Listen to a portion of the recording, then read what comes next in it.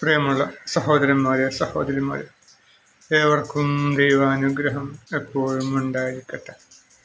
ബിസ്മില്ലാഹിർ റഹ്മാനിർ റഹീം. ഫലമ്മാ ജാഅ അസ്സഹറതു ഖാല ലഹും മൂസാ. അങ്ങനെ ജാലവിദ്യക്കാർ വന്നപ്പോൾ മൂസ അലൈഹിസ്സലാം അവരോട് പറഞ്ഞു, നിങ്ങൾക്ക് ഇടാനുള്ളതെല്ലാം ഇട്ടേക്കൂ.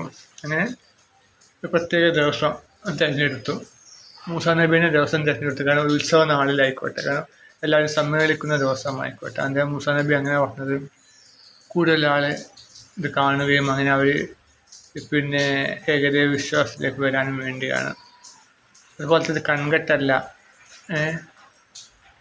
ജാലവിദ്യയല്ല, മറ്റ് ആഭിചാര കർമ്മങ്ങളെല്ലാം തെളിയാക്കാൻ വേണ്ടി. ഈ കൺകെട്ട് വിദ്യ ജാലവിദ്യക്കാരൊക്കെ അധികം രാത്രി അല്ലെങ്കിൽ വൈകുന്നേരം അല്ലെങ്കിൽ പുലർച്ചെ സമയത്തൊക്കെയാണ്. അധികം ഇരുട്ടുമല്ല വെളിച്ചമില്ലാത്ത സമയത്താണ് അവർ ചെയ്യുക. കാരണം അവർ ഇത് ജനങ്ങളുടെ കണ്ണിൽ പിടിയിടാൻ വേണ്ടിയിട്ട്. നട്ടുച്ചക്കൊന്നും പൊതുവെ ഇങ്ങനെ മജീഷ്യന്മാരൊന്നും ചെയ്യാറില്ല. അരണ്ട വെളിച്ചത്തിലൊക്കെ ചെയ്യും. കാരണം അവർക്ക് അത് ഭയങ്കര സ്പീഡിലാണ് അവർ ചെയ്യുന്നത്. പല കാര്യങ്ങൾ വളരെ സ്പീഡിൽ ചെയ്തിട്ട് നമ്മുടെ കണ്ണിനെ മറപ്പിക്കുകയാണ്. അല്ലെങ്കിൽ മറ്റു ചില കണ്ണിനെ ആകർഷിക്കുന്ന മറ്റു ചില കാര്യങ്ങൾ ചെയ്തിട്ട് കണ്ണിനെ തൽക്കാലത്തേക്ക് മറപ്പിക്കുക, കണ്ണിനെ വഞ്ചിക്കുകയാണ് മജീഷ്യന്മാർ ചെയ്യുന്നത്. അപ്പം മജീഷ്യന്മാരുടെ വേഷം നമ്മൾ ശ്രദ്ധിച്ചാൽ മനസ്സിലാവും, വളരെ ആകർഷകമായ വേഷമാണ് ധരിക്കുക. അതുപോലെ തന്നെ നമുക്ക് മജീഷ്യൻ മുതുകാട്, അതുപോലെ തന്നെ മറ്റു പല ഗോപിനാഥ് എന്നൊക്കെ പറഞ്ഞിട്ട് പല ആൾക്കാരുണ്ട്, ഹുഡിനോ എന്നൊക്കെ പറഞ്ഞ് പല ആൾക്കാരുണ്ട്. അവരൊക്കെ എപ്പോഴും കൺമഷിയതും കണ്ണെപ്പോഴും തുറന്നു പിടിക്കും. പ്രത്യേക ഭാവഹാര പ്രകടനങ്ങൾ, നല്ല ശബ്ദമുള്ള പല ഗംഭീര ഒച്ചത്തിലുള്ള പാട്ടുകൾ, ഇതൊക്കെ വെച്ചിട്ടാണ് അവർ ചെയ്യുക. സ്റ്റേജിൽ നല്ല ചുവപ്പും പച്ചയും ലൈറ്റുകൾ, അത് തീവ്രമായ വെളിച്ചമുണ്ടാവില്ല, അധികം ചുവപ്പ് പച്ചയുള്ള നിറമുള്ള ലൈറ്റുകളൊക്കെ കാര്യങ്ങളാണ്. വളരെ ശ്രദ്ധിക്കുന്ന വസ്ത്രധാരണ രീതിയാണ് അവർ ചെയ്യുക. നമ്മുടെ ശ്രദ്ധ മുഴുവൻ വസ്ത്രത്തിലേക്കായിരിക്കും. അപ്പം ആ സ്പീഡിൽ അവർ കാര്യങ്ങൾ ചെയ്ത് തീർക്കും. അതുപോലെ തന്നെ പല കാര്യങ്ങളും പിന്നെ പല വസ്തുക്കളുണ്ട് നമ്മളെ പിന്നെ കണ്ണിനെ കബളിപ്പിക്കുന്ന പല വസ്തുക്കൾ. ഇപ്പോൾ വസ്ത്രമുണ്ടെങ്കിൽ ഒരു തുവാലുണ്ടെങ്കിൽ ആ തുവാലയ്ക്ക് ചെറിയ അറയുണ്ടാകും, അറയിൽ മറ്റൊരു തുവാല ഒളിപ്പിച്ച് വെച്ചിട്ട് അങ്ങനെയൊക്കെ പല തന്ത്രങ്ങളൊക്കെ ചെയ്തിട്ടാണ് അവർ മാജിക് അവതരിപ്പിക്കുന്നത്. അപ്പോൾ ഇതൊന്നും ഇല്ലാതിരിക്കാൻ വേണ്ടി മൂസാ നബി പറഞ്ഞു, നട്ടുച്ചക്കായിക്കോട്ടെ, അതുപോലെ തന്നെ എല്ലാവരും സമ്മേളിക്കുന്ന ദിവസമായിക്കോട്ടെ, അങ്ങനെ ഒരു ഉത്സവ ദിവസമാണ് സമ്മേളിച്ചത്. അതുപോലെ തന്നെ നട്ടുച്ചകളിൽ വെളിച്ചമുള്ള സമയത്തുമാണ് ചെയ്തത്. അതിന് മജീഷ്യന്മാരൊക്കെ വരികയും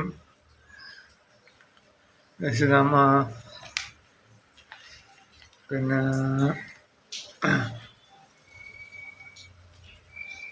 ജാലവിദ്യക്കാർ വന്നപ്പോൾ മൂസാ നബിയോട് പറഞ്ഞു, നിങ്ങൾക്ക് ഇടാനുള്ളതെല്ലാം വിട്ടേക്കും. അപ്പം അവരോട് ഇടാനുള്ളത് ആദ്യം ഇട്ട. അപ്പോൾ അവർക്ക് ജയിച്ചു കഴിഞ്ഞാൽ അവർക്ക് പിന്നെ ഫിറോവിൻ്റെ കൊട്ടാരത്തിൽ ഉന്നത സ്ഥാനവും കിട്ടും. നല്ല ഒരു കീ സ്വർണ്ണ നാണയം, ഒരു 100 സ്വർണ്ണ നാണയം ഒക്കെയാണ് സമ്മാനം കൊടുത്തത്. അപ്പോൾ ആ മോഹിച്ചിട്ടാണ് അവർ വന്നത്. കഴിവുള്ളവരുമായിരുന്നു. ഇവർ ഫസ്റ്റ് തന്നെ ചോദിക്കും, നമ്മൾ ജയിച്ച വിജയം ഉറപ്പല്ലേ? അതേ ഉറപ്പാണെന്ന് പറഞ്ഞു. അപ്പോൾ മൂസാ നബിയോട് ചോദിച്ചു, നിൻ്റേത് ഇടണോ ആദ്യം ഞങ്ങളുടേത് ഇടണോ ചോദിച്ചു. മൂസാ നബി പറഞ്ഞു, നിൻ്റേത് ഇട്ടോ, നിങ്ങളുടെ കയ്യിലുള്ള ഇട്ടോളൂ പറഞ്ഞ്. അവരെന്ത് ചെയ്തു, കയ്യിലുള്ള വടിയും കയറും ഒക്കെ ഇട്ട് കഴിഞ്ഞപ്പോൾ അത് പാമ്പായി തോന്നിച്ചു. വടികളിലും കയറിലും ഒക്കെ എന്തുണ്ടായിരുന്നു, പാമ്പിൻ്റെ ചിത്രങ്ങളൊക്കെ ഉണ്ടായിരുന്നു. അത് ശക്തിയിൽ ഇളക്കുമ്പോൾ അതെന്ത് ചെയ്തു, പാമ്പായി തോന്നിക്കുകയൊക്കെ ചെയ്തു.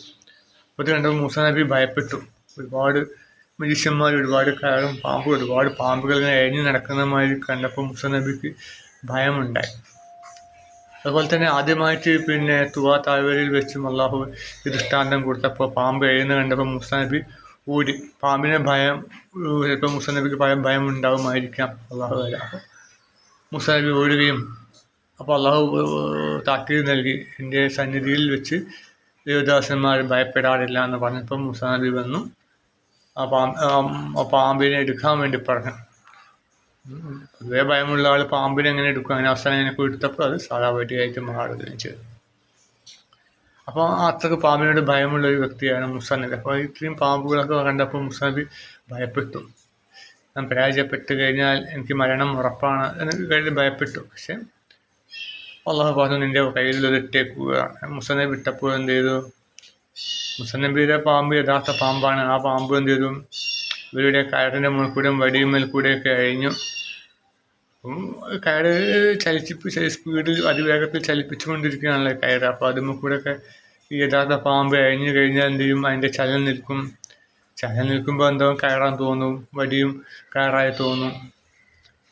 അപ്പോൾ പൊളിഞ്ഞു മുസനബി. മാത്രമല്ല പാമ്പ് മറ്റുള്ളതൊക്കെ വിഴുങ്ങി വെച്ചാൽ കയറിനെ മൊത്തം വിഴുങ്ങാനും കഴിയും ചിലപ്പോൾ.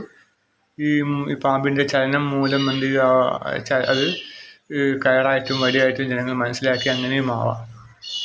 അപ്പോൾ ഇവരെന്ത് പരാജയപ്പെടുകയും അവരെന്ത് ചെയ്തു, അപ്പം തന്നെ അവർ പറഞ്ഞത് ഇത് മാജിക്കല്ല, ആഭിചാരവുമല്ല, ഇത് യഥാർത്ഥ ദൃഷ്ടാന്തമാണ് എന്നവർ മനസ്സിലാക്കി. കാരണം ഇതിനു മുമ്പ് ഇവർ ഈ മജീഷ്യന്മാരൊക്കെ പിന്നെ മറ്റൊരു പ്രവാചകൻ മുസനബിക്ക് മുമ്പ് വന്ന പ്രവാചകനാരായിരുന്നു യൂസുഫ് നബി.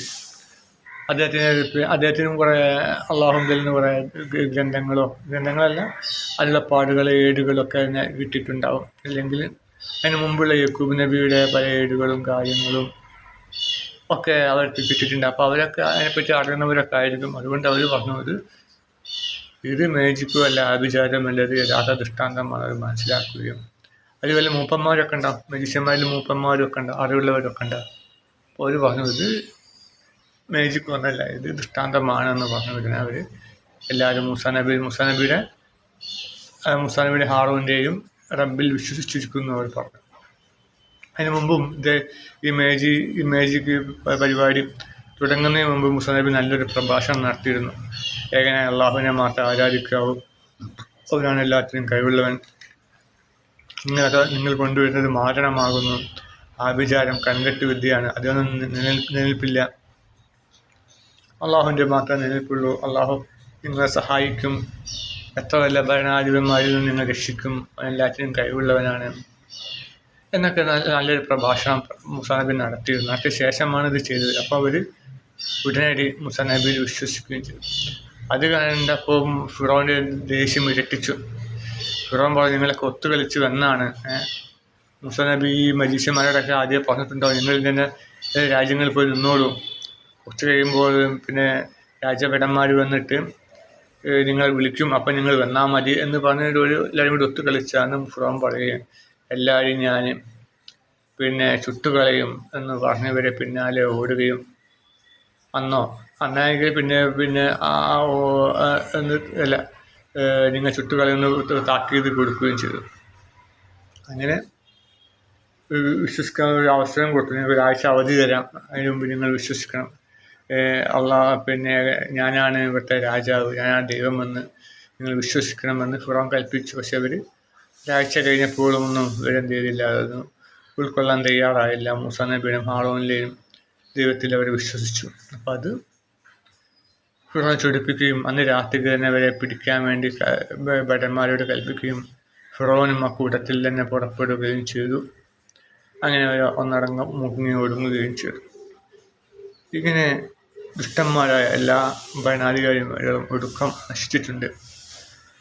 അതുപോലെ നമ്മുടെ മോദിയും നമ്മുടെ പിന്നെ പൊതുമേഖലാ സ്ഥാപനങ്ങളെല്ലാം അംബാനിക്കും അദാനിക്കും വിറ്റഴിച്ച് നമ്മളെ മുടിപ്പിക്കുന്ന അയാൾ ഒരുപാട് വിദേശയാത്ര നടത്തിയിട്ടുണ്ട്. എത്ര കോടികൾ രൂപയാണ് വിദേശയാത്രയ്ക്ക് ചിലവായി. കഴിഞ്ഞ 2-3 ദിവസത്തിന് മുമ്പത്തെ പേപ്പറുണ്ടായിരുന്നു. 850 കോടി ഉറുപ്പിക അയാൾ വിദേശയാത്രയ്ക്ക് ചിലവാക്കിയിട്ടുണ്ട്. അതൊരു കാര്യവുമില്ല. മറ്റുള്ള രാജ്യങ്ങളുടെ മുമ്പിൽ ഇത് നാണം കെടുകാനല്ലാണ്ട് ഒരു കാര്യവുമില്ല. അത്രയൊക്കെ നമ്മളെ മുടിപ്പിച്ച് കൊണ്ടിരിക്കുന്ന ആ വ്യക്തിക്കും അള്ളാഹു തക്കതായ ശിക്ഷ കൊടുക്കട്ടെ. ഫിറോന് സംഭവിച്ച ദുരന്തം മോദിക്കും അയാളുടെ പിന്നെ പ്രസ്ഥാനമായ BJPക്കും അള്ളാഹു നൽകട്ടെ എന്ന് പ്രാർത്ഥിക്കുന്നു. അള്ളാഹു നമ്മുടെ പ്രാർത്ഥന സ്വീകരിക്കണമേ തമ്പുരാനെ. ആമീൻ.